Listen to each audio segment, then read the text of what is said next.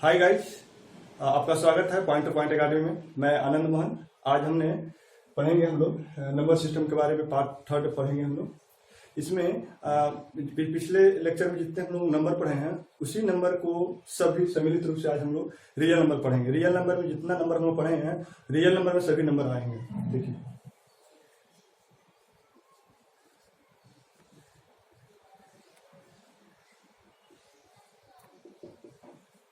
Real number included both rational number as well as irrational number.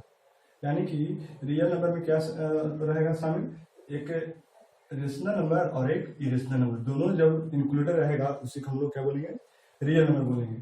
तो example में 2 हो गया, 3 हो गया, 3/4, √5 हो गया, इसी को हम लोग क्या बोलेंगे, रियल नंबर। तो रियल नंबर के जो हम लोग उसको हम लोग रियल नंबर फैमिली को हम लोग बांटते हैं। देखिए,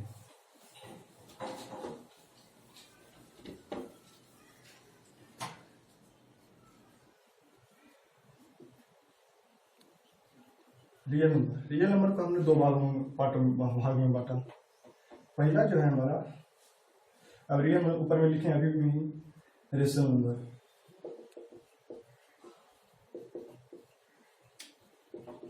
दूसरा इरेशनल नंबर।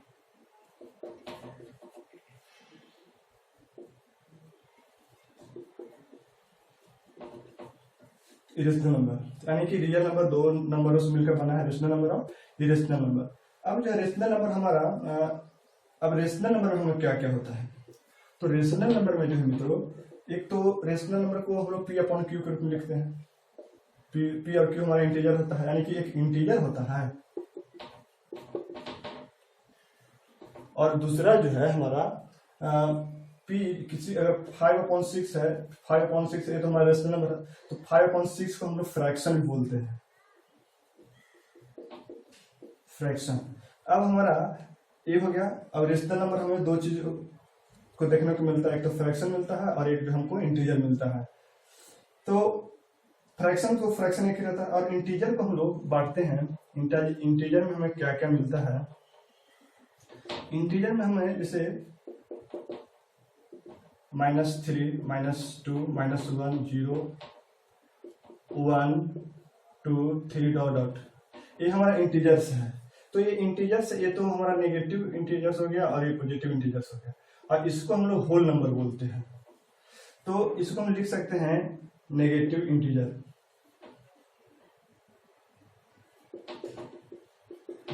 इंटीजर, और इसे बोल सकते हैं होल नंबर, होल नंबर। अब मित्रों नेगेटिव इंटीजर, अब होल नंबर को भी हम लोग बांटते हैं। आपको पता होगा कि होल नंबर जो है इसमें एक तो 0 शामिल है और एक जो है नेचुरल नंबर शामिल था इसमें। तो इसमें एक 0 हो गया और एक नेचुरल नंबर हो गया।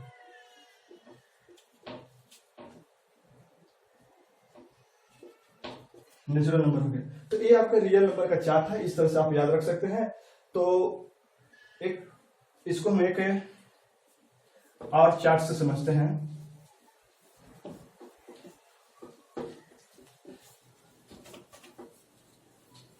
जैसे देखिए, सबसे पहले हमारा था नेचुरल नंबर। तो नेचुरल नंबर को सपोज एक मान लेते हैं कि इस सर्कल में हमने नेचुरल नंबर को रखा, और दूसरा हमारा जो होता है होल नंबर। नेचुरल नंबर को अगर 0 हम इंक्लूड कर देते हैं तो वो हमारा होल नंबर बनता है। तो ये हमारा बन गया होल नंबर। अगर इसी होल नंबर में हमने क्या करते हैं कि नेगेटिव इंटीजर को जोड़ देते हैं, नेगेटिव नंबर से जब जोड़ देते हैं तो वो हमारा इंटीजर से बन जाता है। और जब इंटीजर से मिलकर क्या बन जाता है, इंटीजर को जब हम 2 रेशियो में अगर हम बनाते हैं तो हमारा रेशनल नंबर बन जाता है, रेशनल नंबर बन जाता है। और यहां कहीं पर ये अकेले जो है आपका इरेशनल नंबर होता है, इरेशनल नंबर होता है। तो यानी कि नेचुरल नंबर हो गया इसमें, इस सर्कल में, इस पूरा सर्कल में क्या क्या होल नंबर। होल नंबर में क्या शामिल है, नेचुरल नंबर भी शामिल है। अगर इंटीजर के लिए इस सर्कल का, तो इंटीजर में आपका होल नंबर भी है और नेचुरल नंबर भी है।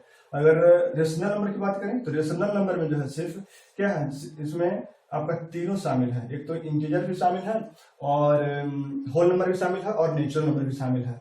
तो इसमें एक तरह से प्रश्न आता है कि देखिए हम आपको बताते हैं कि every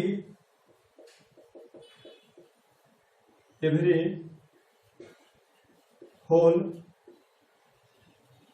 numbers are natural number. कह रहा है कि एवरी होल नंबर यानी कि जो पूरा होल नंबर है क्या वह नेचुरल नंबर होगा, क्या वो पूरा हम नेचुरल नंबर बोल सकते हैं? अब बताइए मित्रों, इसको पूरा सर्कल को क्या हम नेचुरल नंबर बोल सकते हैं? ये तो नेचुरल नंबर सिर्फ यही सर्कल है, इसी सर्कल का सिर्फ है नेचुरल नंबर, इसी के अंदर है नेचुरल नंबर।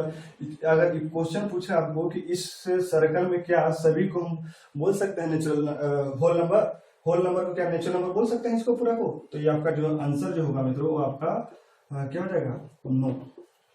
इस तरह से बहुत प्रश्न आता है, जैसे पूछ देगा कि every integers are natural number या every rational numbers are integers, इस तरह का प्रश्न रहेगा। तो इस चार्ट के माध्यम से आप उसको सॉल्व कर सकते हैं मित्रों। ये अगला पॉइंट हम पढ़ेंगे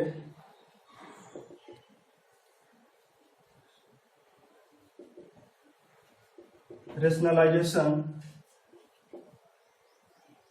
ऑफ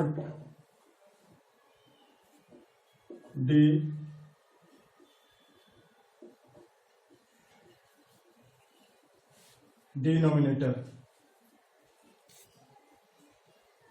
तो इसमें क्या होता है मित्रों कि अगर सपोज दैट इसका 1/√2 है, अगर इसको हमको रेशनलाइजेशन करना होता है डिनोमिनेटर का, तो क्या करते हैं कि ये नंबर को लिख देते हैं और नीचे ये आपका जो डिनोमिनेटर है, इस डिनोमिनेटर को इसमें क्या करते हैं कि इसमें मल्टीप्लाई भी कर देते हैं और डिवाइड भी कर देते हैं। तो अगर इसको मल्टीप्लाई अगर हम करेंगे और डिवाइड करेंगे तो क्या बनेगा, देखिए तो ये क्या होगा कि ऊपर वाला जो है नंबर्स मल्टीप्लाई हो जाएगा। तो क्या √2 में अगर 1 से गुना करेंगे मल्टीप्लाई करेंगे तो वह 2 ही होगा, और √2 से 2 से अगर गुना करिएगा तो वो क्या हो जाएगा, ये आपका रूट हट जाएगा और सिर्फ ये 2 हो जाएगा। तो इस तरह से कर सकते हैं। अगर कोई इस तरह का अगर रहेगा नंबर, इसको रेशनलाइजेशन करना होगा तो हम क्या करेंगे कि सबसे पहले इस नंबर को लिख लेंगे। इसमें तो एक नंबर से, इसमें दो नंबर है और दो नंबर है, तो इसमें क्या करते हैं कि इसमें नेगेटिव है, तो नेगेटिव है तो इसका अपोजिट साइन लिख करके मल्टीप्लाई कर देते हैं और डिवाइड कर देते हैं। तो इसका अपोजिट साइन क्या हो जाएगा, पॉजिटिव हो जाएगा। तो √3 प्लस इसका माइनस का अपोजिट क्या हो जाएगा, साइन प्लस हो जाएगा, ये √2 हो जाएगा। अगर इसको अगर मल्टीप्लाई करेंगे डिवाइड करेंगे √3 प्लस ये करेंगे, तो अगर इसका अगर सॉल्यूशन करेंगे तो 1 से मल्टीप्लाई होगा तो उतना ही आ जाएगा। अब इसमें देखिए एक फॉर्मूला आ रहा है कि a minus B into A plus B. इसका जो फॉर्मूला होता है हम मित्रों a² माइनस b², तो इसी पर हम क्या करेंगे, बैठा देंगे। a का वैल्यू हमारा √3 है और b का वैल्यू जो हमारा है √2 है। देखिए तो ये आपका जो आंसर जो हो जाएगा क्या हो जाएगा, √3 का स्क्वायर है तो स्क्वायर से रूट कर जाएगा, तो आपका 3 - 2 यानी कि 1 आ जाएगा इसका आंसर। तो इसका फाइनल आंसर √3 प्लस √2 आ जाएगा इसका आंसर।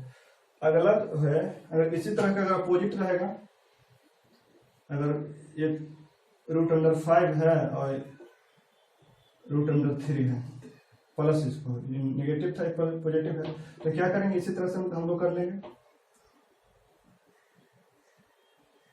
इसको पहले लिख लेंगे, इसके बाद ये पॉजिटिव है तो इसको क्या करेंगे, नेगेटिव बना करके मल्टीप्लाई और डिवाइड कर देंगे।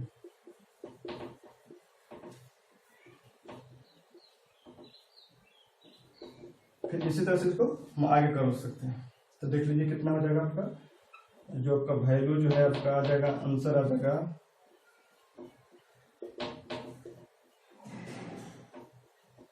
ये आपका ये आंसर आ जाएगा। तो रेशनलाइजेशन ऑफ डिनोमिनेटर है, ये आप याद रखिएगा। अब हम लोग अगला पॉइंट पढ़ेंगे।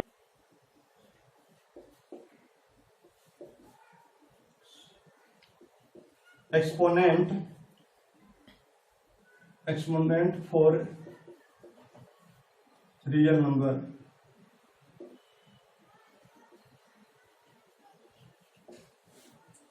Law of exponent for real number. तो इसमें मित्रों सबसे पहले हम एग्जांपल से समझते हैं। अगर 5 से गुना करेंगे तो कितना होगा हमारा 5 स्क्वायर होगा। अगर इसी 5 को अगर 3 बार गुना करेंगे तो क्या होगा, यहां पर 3 हो जाएगा। अगर इसी 5 को जब अगर हम 4 बार अगर मल्टीप्लाई कर देंगे 5 से तो क्या बन जाएगा 5 के पावर 4। इसको अगर ऐसे लिख देते हैं तो ये मित्रों ये 5 जो है इसको हम लोग बेस बोलते हैं। क्या बोलते हैं, बेस। और इसको जो बोलते हैं हम लोग एक्सपोनेंट बोलते हैं, एक्सपोनेंट, या फिर इसको पावर भी बोलते हैं। अब देखिए इसको पढ़ते हैं कैसे पढ़ेंगे, 5 के पावर 4 पढ़ते हैं। और क्या पढ़ते हैं, 5 के पावर 4 पढ़ते हैं। अब इसमें कुछ रूल है, इस रूल के माध्यम से कैसे हम लोग इसको अगर इस तरह का अगर नंबर रहेगा, इस नंबर में अगर जोड़ना हो या घटाना हो या भाग देना हो तो हम लोग कैसे आसानी से हल करें, आपका रूल है। तो सबसे पहले जो फर्स्ट रूल जो है मित्रों वो है, अगर बेस हमारा सेम है, बेस हमारा सेम है, दोनों का बेस सेम है, तो क्या हो जाएगा कि पावर जो है जुट जाएगा, पावर जुट जाएगा।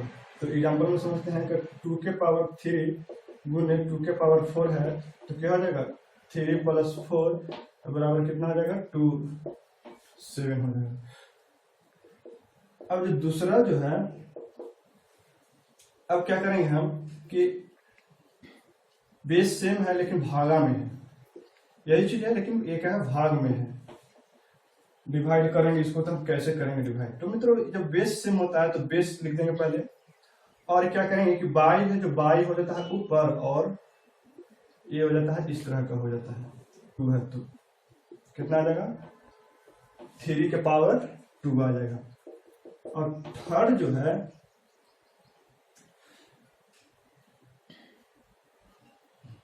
बेस सेम नहीं, बेस सेम ना हो, पावर सेम हो, पावर सेम हो तो कैसे करेंगे।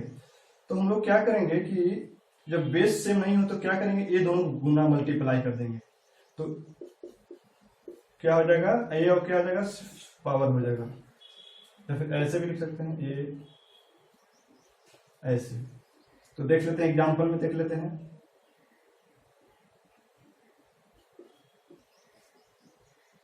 यहाँ 5 दे देते हैं तो क्या हो जाएगा कि 3 और 4 क्या हो जाएगा मल्टीप्लाई हो जाएगा, और क्या हो जाएगा 3 होगा तो क्या हो जाएगा ये 3 हो जाएगा। तो क्या हो जाएगा 12 का पावर कितना हो जाएगा 3 हो जाएगा।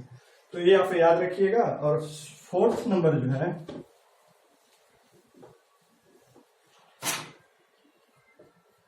फोर्थ नंबर जो है, अगर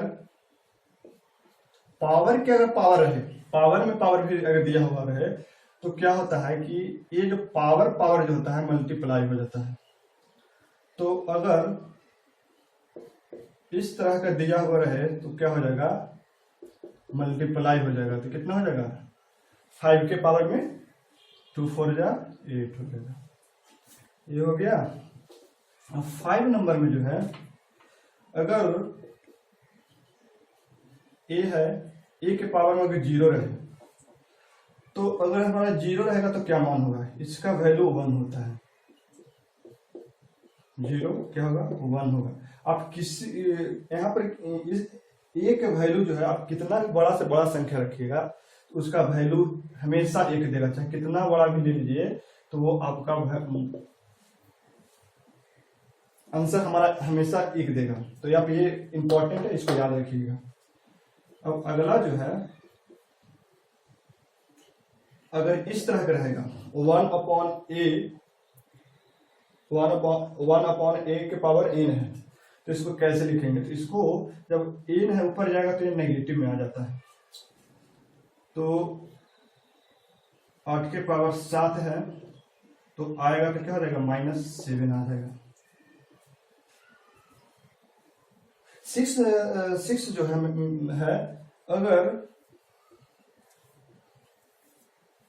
अगर इस तरह का रहेगा तो क्या होता है, ये होता है, सपोज दैट ये 3 है, ये आपका स्क्वायर में है, तो स्क्वायर में आप जानते हैं कि यहाँ पर 2 होता है, तो क्या इसको हम लिख सकते हैं, ऐसे लिख सकते हैं। अगर ये क्यू में है तो क्यू के मतलब कि यहाँ पर क्यू 3 दिया हुआ है, तो इसको हम कैसे लिखेंगे, इसको 1 के पावर क्या लिख देंगे, 3 लिख देंगे। तो आज के लिए इतना ही। अगर आपको वीडियो अच्छा लगा होगा तो लाइक करें, और अगर आप इस पे नए होंगे तो चैनल को सब्सक्राइब कर लें। तो बहुत बहुत आप लोगों को वीडियो को देखने के लिए धन्यवाद।